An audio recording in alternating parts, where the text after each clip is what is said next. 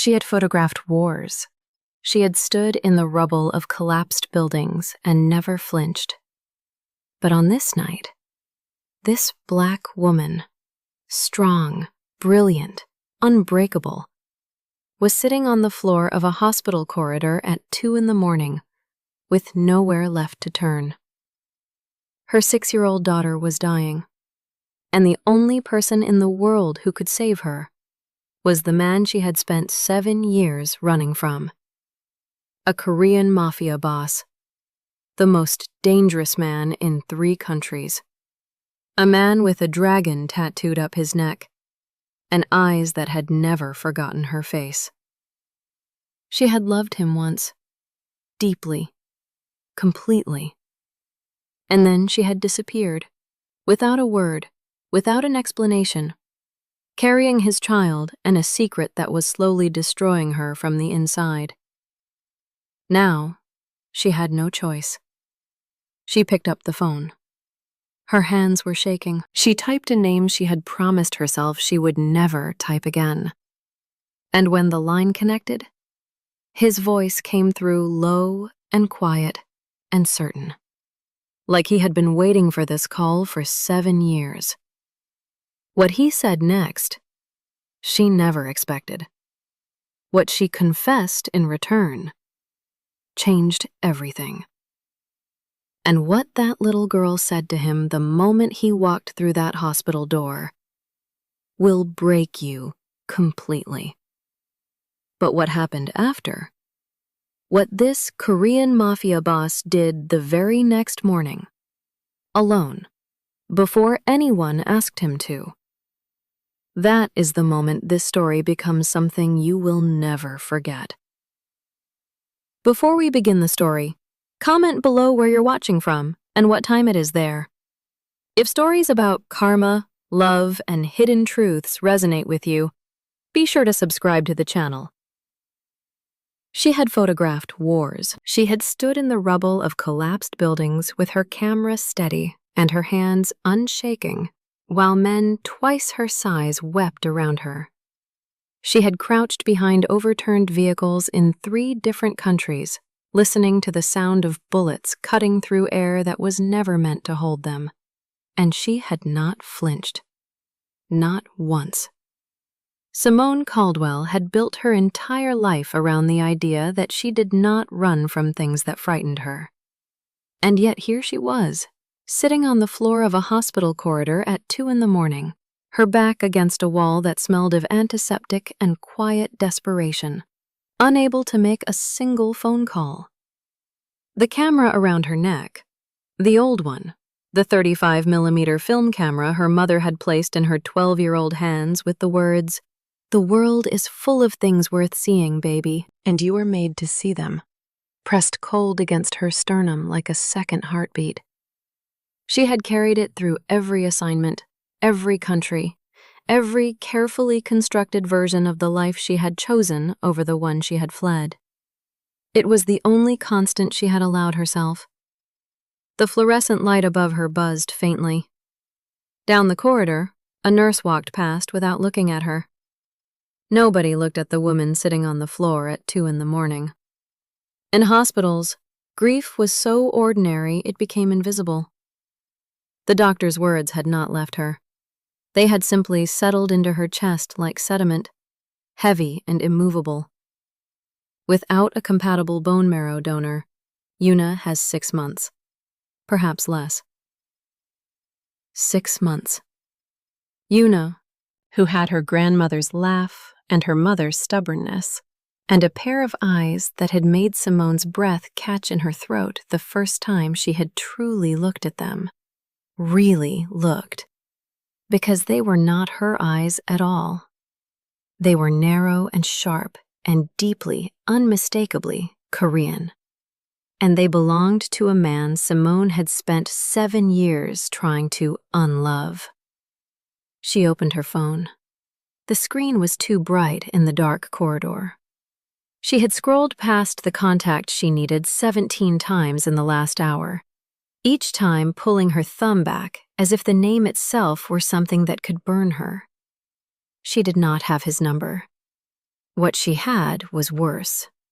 The number of a man named Park De-jum, a fixer who operated on the fringes of things that did not officially exist, who she had photographed in a private room in Gangnam 7 years ago for a story that was never published, because publishing it would have required her to explain how she got inside, and explaining that would have required her to explain him.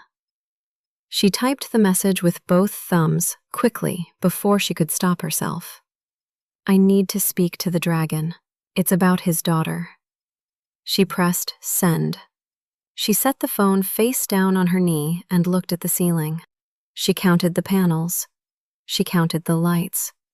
She listened to the sound of the building breathing around her, the soft machinery of a place where people came to be saved, or weren't.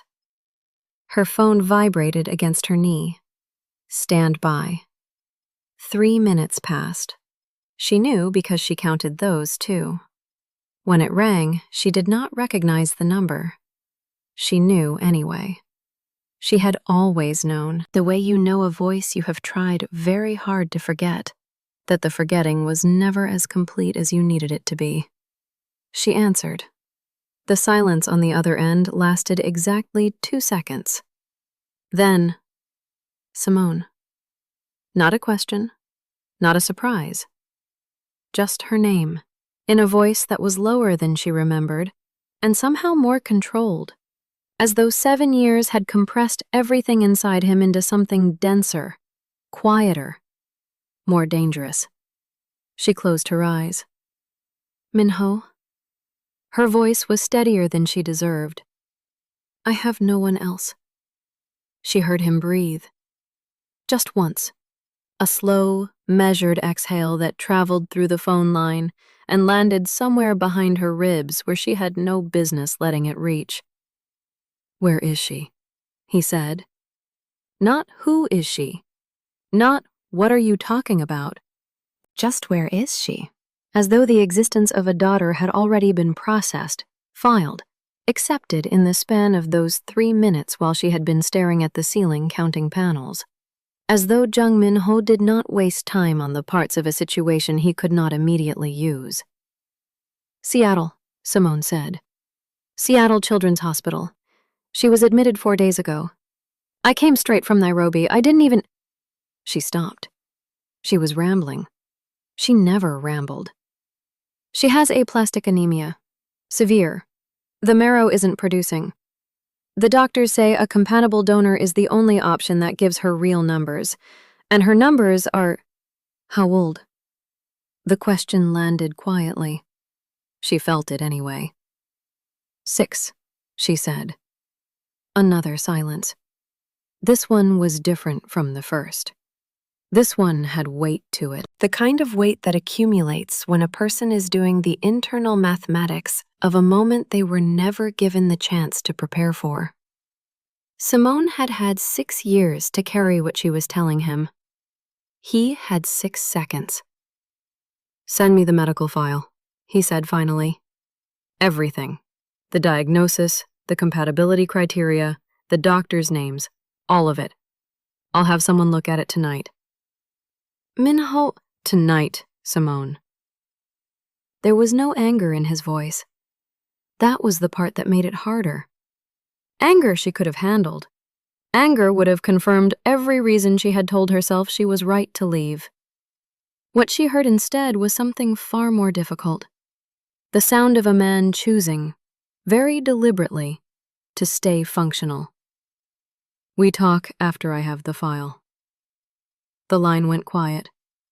He had not hung up. She could still hear the ambient sound of wherever he was, something low and distant, like the hum of a city seen from a very high floor.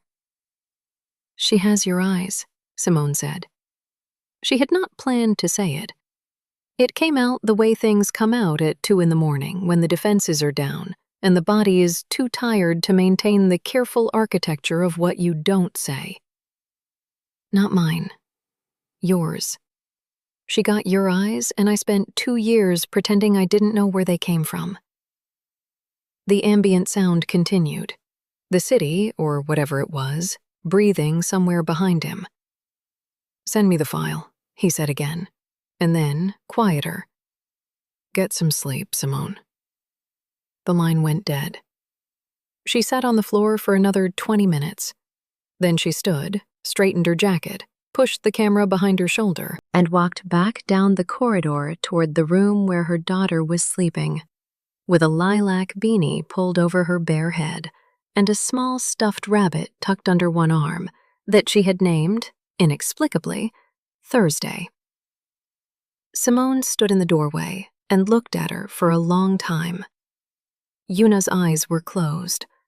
In sleep, the sharp watchfulness that made strangers stop and look twice at a 6-year-old was gone, and she was simply small and pale and breathing in the shallow, careful way that had terrified Simone every night for the past 4 days. The monitors beeped their soft, indifferent rhythm. Simone leaned against the doorframe. She did not go in. She did not want to wake her. She thought about Seul. She thought about a restaurant in the basement of a building in Gangnam, where the lighting was amber and low, and the menu had no prices, the kind of place that communicated its exclusivity through omission. She had walked in with her camera and her press credentials, and the particular brand of confidence she had learned to wear in rooms she had not been invited into. And she had sat down 2 tables away from a man who was watching her before she had finished pulling out her chair. She had known, even then, that he was not someone she should find interesting. She had found him interesting anyway. That was the thing about Simone Caldwell that nobody who had not known her then would have understood. She had never been reckless. She had been precise. Every risk she took was calculated, measured, weighed against the story it might yield. She did not fall into things. She walked into them with her eyes open and her camera ready, and the full knowledge of what she was doing. She had walked into Jang Min-Ho with her eyes open. She had simply miscalculated what it would cost to walk back out. In the room, Yuna shifted in her sleep. One small hand reached out and found Thursday and pulled the rabbit closer without waking. Simone watched her daughter's fingers curl around the stuffed animal with the instinctive, uncomplicated certainty of a child who had never had reason to doubt that the things she reached for would still be there. She thought, "I have to fix this." And underneath that, quieter, the thought she had been pushing back for 7 years. "I should have fixed it a long time ago." The medical file reached Minho's people within the hour. By morning, 3 of the top hematologists in South Korea had reviewed it. By afternoon, a private jet had been authorized. By the time Simone woke up in the chair beside Yuna's bed, with her neck aching and her jacket still on, there was a message on her phone from a number she did not recognize, containing 4 words. "We can be compatible." She read it 3 times. Then she sat up straight, rolled her neck until something cracked, and typed back, "Who is this?" The response came in under 10 seconds. Someone who had their blood typed last night. She set the phone down on her knee. She picked it up again. She looked at Yuna, still sleeping, Thursday tucked under her chin, the monitors doing their steady, indifferent work. Then she looked back at the message. He had not waited for the formal compatibility process. He had not waited for a medical team to recommend it, or for a protocol to be followed, or for any of the careful procedural distance that would have made this easier to hold at arm's length. He had simply had his blood typed in the middle of the night, alone, before anyone had asked him to, and then told her with 4 words that carried the weight of everything he was not yet saying. "We can be compatible." Simone pressed her thumb against the corner of her phone until the edge of it left a small red line in her skin. She was trying to feel something manageable. What she felt instead was the specific, terrible grief of a person realizing that the story they had told themselves to survive. I left because it was the right thing. I left because it was the only thing. I left because there was no other way it could have gone. Had just developed a crack it was not going to recover from. He had typed his blood in the middle of the night. For a daughter he had not known existed until 9 hours ago. She stood up. She walked to the window. Outside, Seattle was doing what Seattle did in November, conducting itself under a low gray sky with the particular resignation of a city that had long since made its peace with the rain. She watched a yellow cab move through the intersection below and thought about a different city, a different window, 7 years ago, when she had stood in a hotel room on the 14th floor, looking out at the lights of Saul spread below her like a circuit board, and felt, for the first and only time in her adult life, genuinely uncertain about what she was going to do next. She had been certain about everything before Minho. Certain about her work, certain about her solitude, certain about the particular shape of the life she had constructed. Lean and mobile and unencumbered. A life that could be packed into 2 bags and redeployed anywhere on 48 hours' notice. She had been proud of that life. She had chosen it deliberately, the way she chose every assignment, with the full understanding of what she was trading away in order to have it. And then she had sat 2 tables away from a man in a basement restaurant in Gangnam, and he had looked at her. Not the way men usually looked at her, with the particular cocktail of interest and assessment that she had learned to move through like weather, but with something quieter, something that felt, unsettlingly, like recognition, as though he had already seen the version of her that existed underneath the camera and the credentials and the carefully maintained velocity of her life, and found it neither surprising nor disappointing. She had told herself it was just chemistry. She had told herself that a great many times over the 3 weeks that followed, each time with slightly less conviction. By the end of the 3rd week, she had stopped telling herself anything at all, and had simply let herself be in it. In the amber-lit dinners and the long silences that were somehow not uncomfortable, and the way he listened when she talked about her work with the full, unhurried attention of a man who was not waiting for his turn to speak. She had let herself be known by him, which was the most dangerous thing she had ever done. More dangerous than any war zone, because war zones had visible perimeters, and this had none. She had discovered she was pregnant on a Tuesday. She had booked her flight on a Wednesday. She had told herself on the Thursday she boarded the plane that she was protecting them both. That his world and her world had no architecture that could hold what they had built without it eventually collapsing onto someone. That the kindest thing she could do was leave cleanly, completely, without the slow corrosion of a love that had nowhere sustainable to land. She had believed that. She had believed it with the same precision she brought to every calculated risk. Standing at the window in Seattle, watching the rain, she understood finally, and without the protection of any remaining self-deception, that she had been wrong. Not about his world being dangerous, not about the genuine impossibility of the life they might have tried to build, but about the one variable she had removed from the calculation entirely. What he would have chosen, if she had let him. Her phone buzzed again. "I'm sending someone to discuss logistics.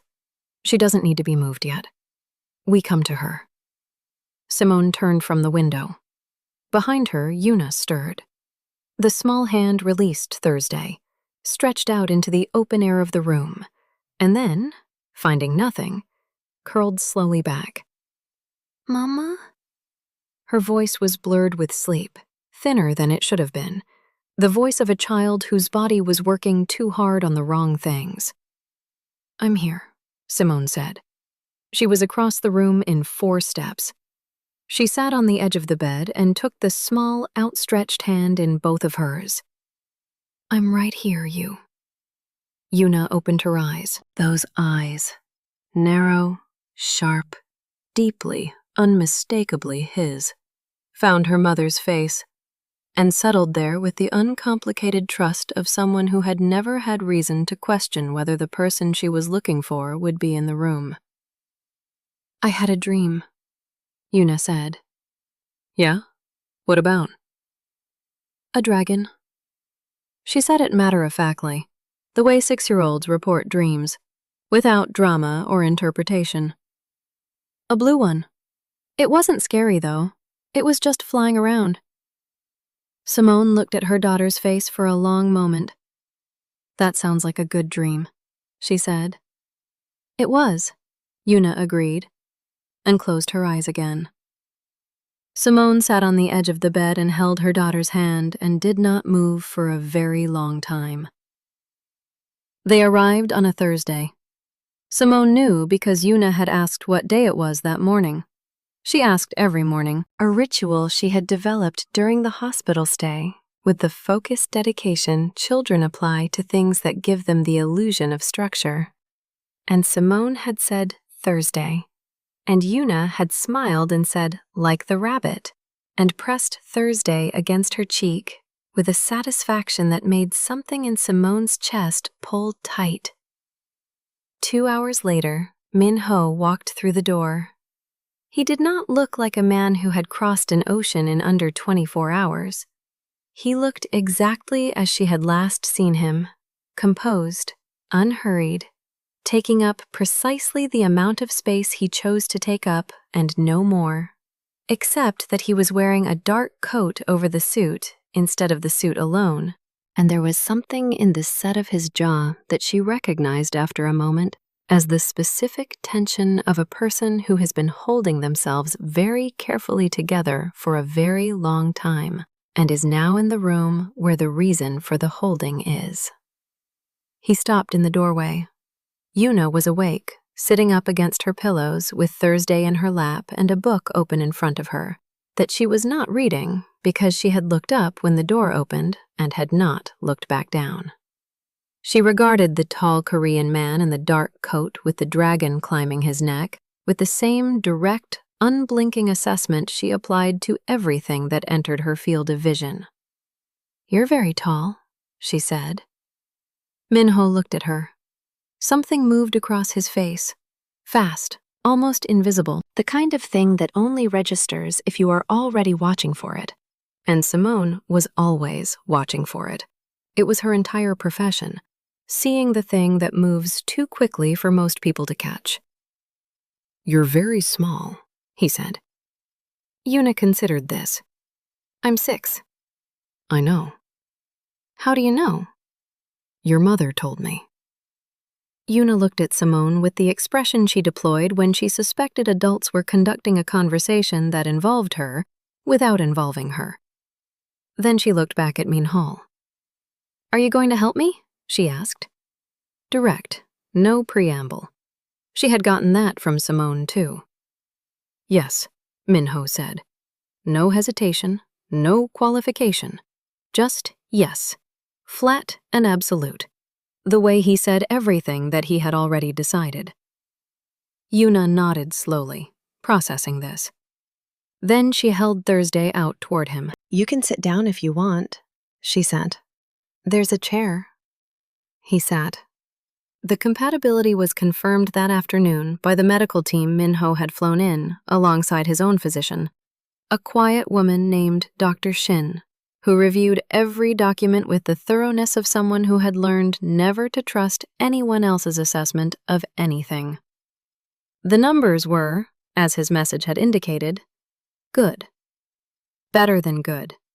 The kind of match that the lead oncologist described, in the careful language of a man trained not to promise things, as remarkably favorable. Simone stood in the corridor outside the consultation room and listened to the remarkably favorable, and felt her knees want to do something embarrassing. She pressed her back against the wall. The same posture she had held 2 nights ago on a different wall in a different corridor, except that this time she was not staring at a phone she couldn't bring herself to use. This time, she was simply standing inside the feeling of a door she had believed was closing, staying, improbably, open. Minho came out of the consultation room a few minutes after the doctor. He stood beside her in the corridor without speaking. This was something she had forgotten about him. The way he did not fill silence with noise. Most people filled silence with noise. Minho treated it like a room he was comfortable in. "Thank you," she said. "Don't. Minho, don't thank me for this." His voice was quiet. Not cold. Quiet the way deep water is quiet. "She's mine. You don't thank someone for their own child." Simone looked at the floor, then at the wall. Then, because there was nowhere left that wasn't him, at him. "I know what I took from you," she said. "I'm not going to try to explain it into something smaller than it was. I made a decision that wasn't mine alone to make, and I have been wrong about it every day for 6 years, and I—" Her voice did something she did not give it permission to do. She stopped, steadied. "I don't know how to ask you to forgive something I haven't forgiven myself for." He was looking at her the way he had looked at her across a restaurant in Gangnam 7 years ago. Not with the assessment. With the other thing. The thing that had felt then, and still felt now, unsettlingly like recognition. "I'm not interested in forgiveness," he said. "Forgiveness is for things that are over." She looked at him. "Is this over?" she asked. The corridor hummed its fluorescent hum. Somewhere down the hall, a cart wheeled past. The ordinary machinery of a place where people came to be saved continued its indifferent operation around them. "No," he said. The procedure was scheduled for the following week. In the days between, Minho stayed. Not in the hospital. He was not a man built for the particular helplessness of waiting rooms, but in the city, close enough that Simone could reach him in 20 minutes, and he came every afternoon and sat in the chair beside Yuna's bed and let her talk at him, which she did with considerable enthusiasm and no apparent concern for whether he was following. She told him about Thursday the Rabbit and why the name made sense if you thought about it correctly. She told him about her school in Portland and her best friend whose name was Olive and who was, in Yuna's assessment, very funny but also sometimes annoying. She told him about the dream with the blue dragon. "It wasn't scary," she said again. "It was just flying. Like it was showing me something." Minho listened. He asked one question, which was whether the dragon in the dream had been flying toward something or away from something. Yuna thought about this with the seriousness the question deserved. "Toward," she decided. "Definitely toward." He nodded, as though this confirmed something he had already considered. Simone watched this from the doorway and felt the specific, irreversible quality of a thing that cannot be undone. Not in the destructive sense she had spent 7 years bracing against, but in the other sense. The sense of something taking root. Something establishing itself in the ground of a life that had been, until 72 hours ago, organized entirely around mobility. She thought, "I have been afraid of the wrong things."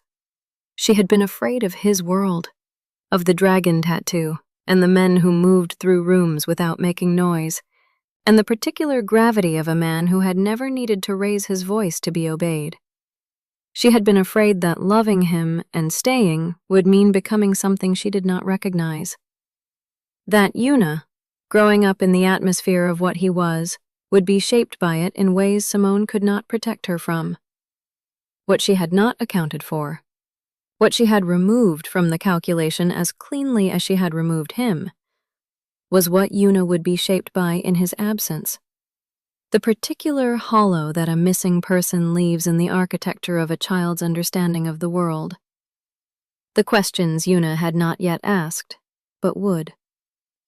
The dream about the dragon flying towards something, the way she had held out Thursday like an offering to a stranger and said, "You can sit down if you want." On the night before the procedure, Simone found him in the hospital garden. It was cold. He was standing with his coat on and his hands in his pockets, looking up at the narrow strip of sky visible between the buildings. And he did not turn when she came to stand beside him, but she knew from the slight shift in his posture that he had heard her. They stood in silence for a moment. The kind of silence she had forgotten was possible between two people. Not empty, not uncomfortable, but inhabited. "She's going to be okay," Simone said. "Yes," he said. "You don't know that for certain." "No," he agreed. "But I've decided." She almost smiled. "You can't just decide medical outcomes." "I decide most things," he said, without particular arrogance, simply as a statement of operational reality.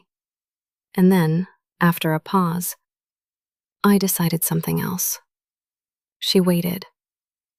"I'm going to know her," he said. "Whatever shape that takes, whatever it requires. I'm going to know my daughter." "I know," Simone said. "I know you are." "And I'm going to know you again." He turned then, finally, and looked at her with the full weight of everything he had not said in 7 years and was not going to perform for her now, simply held it where she could see it. "The version of you that called me at 2 a.m. because she had no one else? I want to know what happened to her between Seul and that corridor." Simone looked at him for a long moment. The cold air moved between them. The city made its distant noise. "That's a long story," she said. "I have time," he said. She believed him. 3 weeks after the procedure, Yuna was sitting up in bed eating soup and telling her father, she had begun calling him this with the same matter-of-fact certainty she applied to all taxonomic decisions, that Thursday needed a friend, and she had already decided the friend's name would be Friday. Minho looked at Simone across the bed. Simone looked back at him. "Obviously," he said to Yuna. And Yuna, satisfied, went back to her soup. Months later, in an apartment in Seoul that Simone had not yet decided whether to call home but was running out of reasons not to, she would find an envelope on the kitchen counter. Inside it, a photograph, black and white, taken in a basement restaurant in Gangnam 7 years ago, at the exact moment she had looked up from her camera and across 2 tables and found a man already watching her. On the back, in his handwriting, "I also kept evidence." She stood in the kitchen and looked at the photograph for a long time. Then she set it down on the counter, walked to the window, and looked out at the city she had fled and returned to, and was, slowly, learning to stay in. Behind her, from the other room, she heard Yuna laugh, the full, unguarded laugh of a child who has no reason to hold anything back. And then Minho's voice, low and calm, saying something she couldn't quite make out. And then Yuna laughing again, louder. Simone pressed her hand flat against the cold glass of the window. She thought, "This is what I was running toward." She had just been running in the wrong direction. If this story moved you, take a moment and truly ask yourself, have you ever made a decision out of fear, convinced you were protecting someone you loved, only to realize years later that what you were really protecting was yourself from the risk of being loved back? Have you ever walked away from something real because you couldn't believe it was allowed to last? And if someone you hurt came back to you not with anger, but with a child who had your eyes, what would you do? Leave your thoughts in the comments. We read every single one. And if you believe in stories about redemption, hidden love, and the truth that always finds its way home. Make sure you subscribe to the channel.